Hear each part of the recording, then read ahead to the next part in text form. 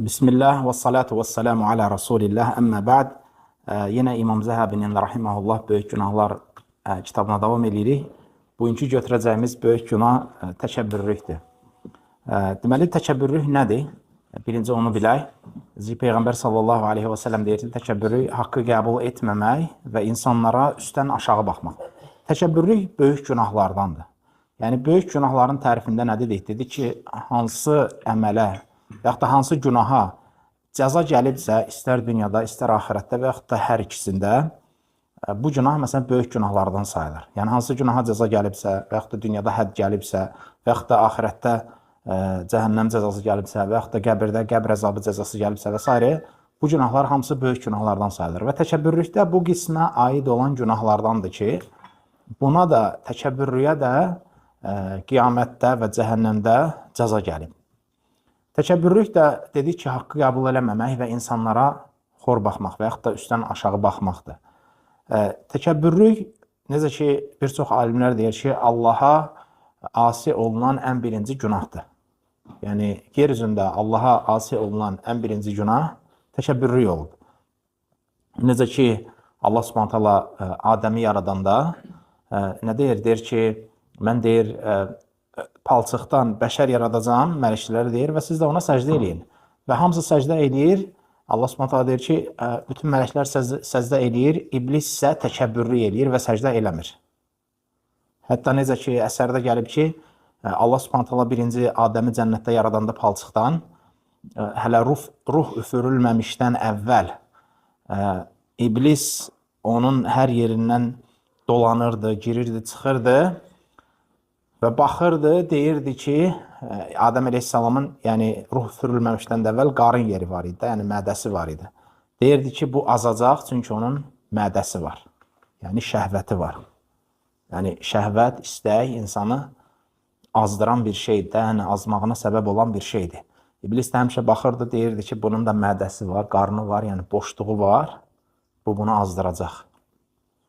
Yəni, subhanallah, həqiqətən də insanın azmasına ən çox səbəb olan şeylərdən biri də onun şəhvət. Şəhvət deyəndə tək qadına olan şəhvət nəzərdə tutulmur. Yəni, insanın nəfsi, pula olan hər istəyi, dünyaya olan hər istəyi, qadına olan hər istəyi və s. Yəni, hər şey nəzərdə tutulur. Yəni, o nəfsi istəkdir də, yəni şəhvət. Və o da insanı azmağına səbəb olur da. Görürsən, insan, məsələn, pul qazanmaqdan ötürü hər yola əl atır. Hətta az bir məbləğə görə bir-birini öldürənlər də az deyil. Bir-birini bıçaqlayır, nə bilim, oğurluyur, yalan danışır, qış eləyir, hər yola əl atır. Yəni, subhanallah, həqiqətən o şəhvət insanın azmasına səbəb olan böyük amillərdəndir. Və iblis də burada təkəbbürlük göstərir. Səcdə eləmir. Allah Subhanahu taala deyir ki, necə ki, Allah Subhanahu taala Quran-ı Kərimdə deyir, səni nə vadar etdi ki, iki əllərimlə yaratdığıma səcdə etmədin. O da burada deyir ki, mən ondan daha xeyirliyəm, deyir. Məni oddan yarattın, onda palçıqdan yarattın. Yəni, subhanallah, bu da təkəbbürlüyün əlamətidir və yaxud da təkəbbürlüyün elə özüdür. Yəni, deyirsən ki, mən falan kəsdən xeyirliyəm və yaxud da o kimdir mənə nəsə desin, o kimdir mənə söz desin, o kimdir mənə nəsiyyət eləsin və s. Bu təkəbbürlükdür.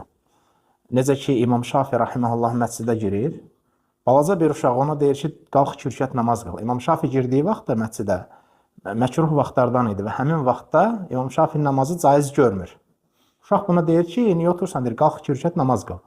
O da qalxır 2 rükət namaz qılır. Soruşurlar ki, niyə belə elədin? O da deyir ki, qorxdum ki, qəlbimə təkəbbürlük girər də, yəni uşaq dediyinə görə. Yəni, subhanallah, təkəbbürlük bu qədər təhlükəli bir şeydir. Hətta salihlər, sələflər özlərindən bunu qorxardılar. Yəni, bu qəlb əməllərindəndir, təkəbbürlük. Yəni, insanın qəlbinə girdisə, subhanallah, yəni Allahın sevmədiyi əməllərdən, necə ki, alimlər deyir ki, təkəbbürlük olan qəlbə nur girməz.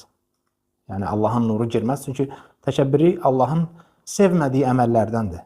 Və başqalarına da xor baxırsan, məsələn, kimsə sənə söz deyir, necə ki, Peyğəmbər sallallahu aleyhi ve sellem hədisdə deyir ki, ən böyük günahlardan biri deyir, və yaxud da deyir, günahların ən böyüyü kimsə sənə deyəndə ki, Allahdan qorx, sən də ona deyirsən, sən özün Allahdan qorx. Yəni, söz qəbul eləməmək və yaxud da haqqı qəbul eləməmək, bu təkəbbürlükdür. Yəni, sənə nəsiyyət olunanda qəbul etməlisən və yaxud da ümumiyyətlə heç kimə üstdən aşağı baxmırsan. Demirsən, filan kəs kimdir, mən ona salam verim, filan kəs kimdir, mən ondan oturum. Falan kəs kimdir, mən ondan söhbət edeyim, ya mənə nəsə desin, ya ondan nəsə öyrənim və s. Yəni bunlar hamısı subhanallah, yəni təkəbbürlüyün əlamətlərindəndir. Və təkəbbürlük də böyük günahlardandır. Məsələn, buna hətta peyğəmbərlərin qissələrinə belə baxsaq, yəni o küfrün başçılarına, kafirlərin başçılarına bir çoxu təkəbbürlükdən dolayı dini qəbul eləmirdilər. Məsələn, Peyğəmbər sallallahu əleyhi və səlləm vaxtında Əbu Cəhil deyirdi ki, mən bilirəm, deyir, Məhəmmədin gətirdiyin haqdır. Amma deyir, mən onu qəbul etsəm, gərək Bilalla ya o biri qullarla bir yerdə oturum. Yəni, subhanallah, təkəbbürlük imkan vermirdi ki, bunu qəbul eləsinlər, dinə gəlsinlər. Və yaxud da, məsələn, Qarunun qissəsi, hamımız bilirik Qarunun qissəsi. Necə ki, Allah subhanallah Quran-ı Kərim deyir, İnnə Qarunə kənə min qavmi Musa, fəbəqa aleyhim. Deyir ki, Qarun Musanın qövmündən idi. Yəni, Qarun Fironun qövmündən deyildi. Musanın qövmü, Fironun qövmü kimi idi? Yəni, Qibtilər idi, Misirlilər idi. Musa aleyhissalamın da qövmü Bəni İsrail idi. Qarun da Bəni İsraildən idi, ancaq ki, Fironun səhvində idi. Deyir, Qarun deyir, Musanın qövmündən idi, ancaq onlara qarşı həddi aşmışdı. Qarunun var dövləti barəsində Allah subhanətələ deyir ki, deyir, onun xəzinələrinin açarlarını qolu güclü olan pəhləvanlar daşıyırdılar. Təkcə açarlarını. Və Musa aleyhissalamın qövmündən olan bir dəstə ona nəsiyyət eləyəndə Allah subhanətələ Quran-ı Kərimdə deyir, ona dedilər ki, deyir, Allahın sənə yaxşılıq etdiyi kimi sən də başqalarına yaxşılıq et. Öz nəsibini də dünyadan unutma. Qarun nə deyir cavabında? Deyir ki, bunları deyir, Allah mənə bəxş eləməyib, deyir. Deyir, mən bunları öz savadımla, biliyimlə, bacarığımla qazanmışam. Yəni, subhanallah, çox adamın da işlətdiyi bir sözdür, fərqinə varmadan ki, bu şeyi mən öz gücümlə, öz bacarığımla, öz ağlımla, zəkamla falan qazanmışam, amma elə deyil. Bu, Allah subhanallah bunu sənə verib və sənə də imtihan edir. Hərdən görürsən ki, məsələn, nə qədər adamlar var, bunu biz gündəlik həyatda görürük. Gecə-gündüz işləyir, ancaq ki, gündəlik xərcini zorla tapır. Ayın axırından axırına zorla çıxır. Günə 10 saat, 12 saat işləyir. Amma elə insanlar da var ki, rahat yaşayır. Günə 1 saat, 2 saat işləyir. Yəni, əlhamdülillah, gəliri də lap əla, misal üçün. Yəni, bu ruzi məsələsi sırf Allah subhanətəlanın insanlara yazdığı, yəni böldüyü bir şeydir ki, Allah subhanətələ Quran-ı Kərimdə deyir, Nəhnu qəsəmnə məişətəhum beynəhum. Deyir, biz onların ruzisini onların aralarında böldük. Yəni, hər kəsin ruzisi bölünüb. Yəni, heç kəs öz zəkasına görə, ağlına görə yox, Allahın ona verdiyinə görə qazanır. Təbii ki, o da səbəblərdən tutmalıdır, insan da səbəblərdən tutmalıdır, işləməlidir və s. Ancaq ki, bu söz də təhlükəli sözdür ki, mənə bu öz bacarığımdan dolayı verilib, özüm qazanmışam və s. Yəni, bu Allah s.ə. verdiyidir. Biz ki, Qarun da eyni söz demişdi, deyir, bunu mənə Allah verməyib, deyir. Mən deyir, bunu öz ağlımın, elmimin, bacarığımın sayəsində qazanmışam. Və sonra öz zinətini geyinir, çıxır insanların arasına. Öz var dövlətini göstərməyə. Və sonra Allah s.ə. deyir ki, dünya həyatını istəyənlər Qaruna baxıb deyirlər ki, kaş ki, deyir, ona verilənlər bizə də verilərdi. Həqiqətən də onun çox gözəl bəxti var, çox gözəl nəsibi var. Və deyir, ancaq ki, axirəti istəyənlər dedilər ki, deyir ki, وَيْلَكُمْ deyir, ثَوَابُ اللّٰهِ خَيْرٌ لِمَنْ آمَنَ وَعَمِلَ صَالِحًا. Deyir ki, Allahın verdiyi savab iman gətirib, salih əməllər işləyənlər üçün daha xeyirlidir. Sonra nə olur? Deyir, فَخَسَفْنَا بِهِ وَبِدَارِهِ الْأَرْضِ. Deyir ki, biz Qarunu da, onun sarayını da yerə batırdıq. Yəni, bu təkəbbürlüyün, bu imansızlığın cəzası nə olur? Allah s.ə. onu da, onun qazancını da hamısını yerə batırır. Və başqa ayədə Allah s.ə. deyir ki, məyər deyir, Qarun barəsində deyir, o görmədimi ki, deyir, biz ondan əvvəl gəlib, yəni ondan daha çox mal dövlət sahibi olanları da məhv eləmədik.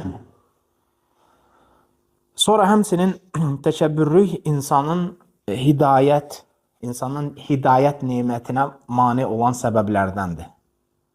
Necə ki, Allah subhanətələ Quran-ı Kərimdə deyir, Səəsrifu an əyətiyyəl-ləzinə yətəkəbbərunə fil-ardı bi qayril haqq. Deyir ki, o kəslər ki, yer üzərində təkəbbürlü gəzirlər, onları öz ayələrimizdən çevirərik. Yəni, bu müfəssirlər nə deyir? Öz ayələrimizdən çevirərik, yəni onlardan Quranın fəhmi götürürlər. Yəni, təkəbbürlü insanın hidayət nemətinə çatmasına bir maniyədir. Yəni, təkəbbürlü insan bu nurdan, bu elmdən məhrum olur. Həmçinin qəlbinin möhürlənməsinə bir səbəbdir. Necə ki, Allah Subhanahu Quran-ı Kərimdə deyir ki, hər bir təkəbbürlünün qəlbinə Allah Subhanahu möhür vurub. Yəni, hər bir təkəbbürlü olan kimsənin qəlbinə Allah Subhanahu möhür vurub. Başqa ayədə Allah Subhanahu deyir ki, həqiqətən də deyir, Allah təkəbbürlü olanları sevmir. Yəni, təkəbbürlü olmaq da Allahın sevmədiyi əməllərdəndir. Burada həmçinin şeyx gətirir ayəni ki, Musa aleyhissalam dedi ki, mən hesablaşma gününə inanmayan hər bir təkəbbürlüdən həm mənim Rəbbim, həm də sizin Rəbbiniz olan Allaha sığınıram. Başqa ayədə həqiqətən də o təkəbbürlü olanları sevmir. Peyğəmbər sallallahu aleyhi və səlləm buyurur ki, deyir, qəlbində zərrə qədər təkəbbür olan şəxs cənnətə girməz. Yəni, zərrə qədər. Yəni, çox balaca da, yəni zərrə, hamımız bilirik zərrə qədər nə deməkdir. Yəni, qəlbində deyir, zərrə qədər təkəbbürlü olan kimsə cənnətə girməz. Başqa hədisdə Peyğəmbər sallallahu aleyhi və səlləm deyir ki, bir adam özünü bəyənib, libası ilə lovğalanaraq gəzərkən Allah onu yerə batırmışdır və qiyamət gününə qədər də batmaqda davam edər. Başqa hədisdə Peyğəmbər sallallahu aleyhi və səlləm deyir ki, böyüklənənlər və təkəbbürlülər qiyamət günü kiçik qarışqalar boyda olacaq, insanlar da onları tapdalayacaqlar. Və başqa rəvayətdə deyir ki, qiyamət günü onlar kiçik qarışqalar boyda olacaqlar və onları hər tərəfdən qorxu bürüyəcək. Sonra onlar üzü üstə sürünüb cəhənnəmə atılacaqlar və cəhənnəm əhlinin də irinlərindən içəcəklər. Yəni, subhanallah, baxın, təkəbbürlük nə qədər Allahın qəzəbinə səbəb olan əməllərdəndir. Və təkəbbürlük barədə necə ki, sahabə Peyğəmbər sallallahu aleyhi və səlləmdən soruşur, deyir, ya Rasulullah, deyir, bir kişi sevir ki, onun gözəl geyimi olsun. Bu təkəbbürlükdəndirmi? Peyğəmbər sallallahu aleyhi və səlləm deyir ki, yox, həqiqətən də Allah gözəldir və gözəl olanı da sevir. Təkəbbürlük odur ki, yəni insan haqqı qəbul etmir və digərlərinə də üstdən aşağı baxır. Başqa insanlara da xor baxır. Təkəbbürlük budur. Ancaq ki, yaxşı geyim, yaxşı minik və s. bunlar təkəbbürlükdən deyil. Yəni, təkəbbürlük haqqı qəbul eləməməkdir. Bir də ki, digərlərinə üstdən aşağı baxmaqdır. Allah Subhanahu Quran-ı Kərimdə deyir ki, həqiqətən də Allah heç bir özündən razını, özünü öyəni sevmir. Və başqa bir hədisdə, qüdsi hədisdə Peyğəmbər sallallahu aleyhi və səlləm buyurur ki, Allah Subhanahu belə buyurur, qürur mənim örtüyümdür, təkəbbürlük də mənim qiyafətimdir. Kim bu iki şeydə mənimlə rəqabət apararsa, onları cəhənnəm atarım. Yəni, bu iki şey yalnız Allaha xasdır. Kibir, yəni təkəbbürlü olmaq, bir də ki, qürur, yəni əzəmətli olmaq. Başqa hədisdə Peyğəmbər sallallahu aleyhi və səlləm deyir ki, cənnətlə cəhənnəm münaqişə edirlər. Cənnət deyir ki, ey Rəbbim deyir, nə üçün mənə dəyərsiz və zəif insanlar daxil olur. Və cəhənnəm də deyir ki, mənə isə böyüklər və təkəbbürlülər daxil olur. Yəni, cəhənnəm əhlinin sifətlərindəndir. Böyüklər və təkəbbürlülər ora daxil olur. Başqa bir ayədə Allah Subhanahu buyurur ki, biz o axirət yurdunu yer üzündə təkəbbürlük etmək və fitnə fəsad törətmək istəməyənlərə nəsib edərik. Yəni, axirət yurdu o kəslər üçündür ki, onlar yer üzündə təkəbbürlük etmirlər və fitnə fəsad da törətmirlər. Başqa bir hədisdə Sələmə radiyallahu anhudan Peyğəmbər sallallahu aleyhi və səlləm görür ki, bir kişi sol əlindən yeyir və ona deyir ki, sağ əlindən ye. Və kişi də təkəbbürlük edir, deyir ki, bacarmıram. Təkəbbürlüyündən deyir. Peyğəmbər sallallahu aleyhi və səlləm deyir ki, görüm səni heç bacarmayasan. Və Sələmə radiyallahu anhə deyir ki, o gündən sonra sağ əlini qaldırmağı bacarmadı. Yəni, Peyğəmbər sallallahu aleyhi və səlləmin duası da qəbul olunan dualardan idi. Başqa hədisdə Peyğəmbər sallallahu aleyhi və səlləm buyurur ki, deyir, sizə cəhənnəm əhlinin kim olduğu barədə xəbər verimmi? İnsanlardan şiddətli, kobud, böyük bədəni olub özünü bəyənərək gəzənlərdir. Yəni şiddətli kobud görürsən, çatanı aclayır, çatana ağır söz deyir, çatanı təhqir eləyir, onun haqqına girir, bunun qeybətini eləyir və s. Yəni şiddətli kobud, bir də ki, özünü bəyənərək gəzən təkəbbürlü olan kimsələrdir. Və başqa hədisdə Peyğəmbər sallallahu aleyhi və səlləm buyurur ki, gəzəndə lovğalanan və özünü bəyənən bir şəxs Allah ona qarşı qəzəblənmiş halda onunla görüşər. Yəni dünyada təkəbbürlü gəzən, lovğa, özünü bəyənən bir şəxs sabah axirətdə Allahın ona qəzəbli halda görüşər. Və təkəbbürlük də dedik ki, qəlb əməllərindəndir və yer üzündə olan, yəni ilk günahlardandır və yaxud da bəzi alimlərə görə də ilk günahdır. Və Allah Subhanahu taala bizi də bu günahdan, bu xəstəlikdən qorusun. Allah Subhanahu taala bizi eşidib faydalananlardan eləsin. Və sallallahu alə nəbiyyinə Muhammed.